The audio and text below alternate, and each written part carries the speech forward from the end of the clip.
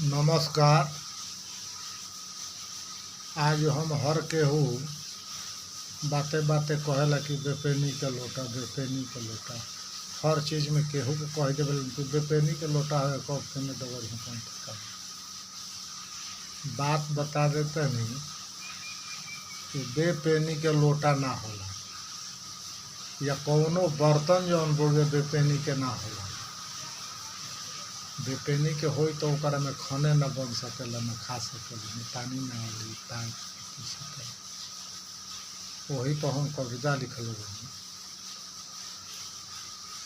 देहिया से हाथ गोड़ मोटा न होला, बेपेनी के यार कहीं लोटा न होला, बेपेनी के यार कहीं लोटा न होला।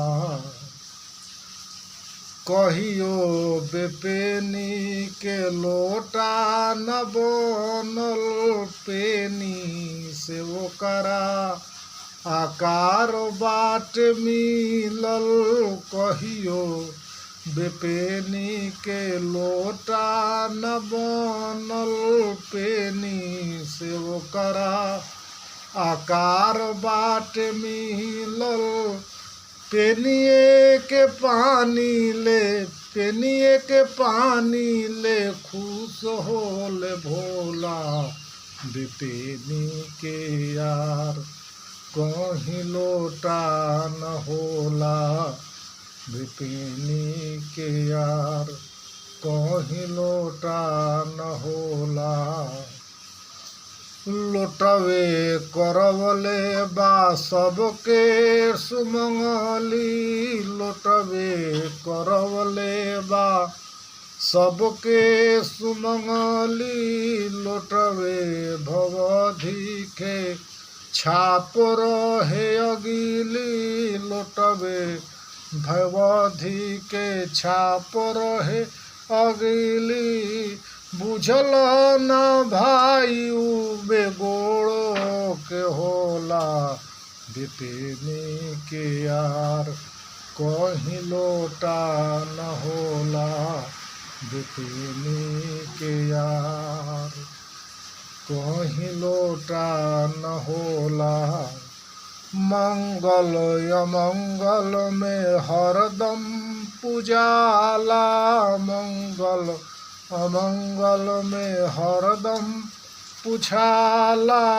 अज्ञा मंगावे में पहिले जोहाला, अज्ञा मंगावे में पहिले जोहाला।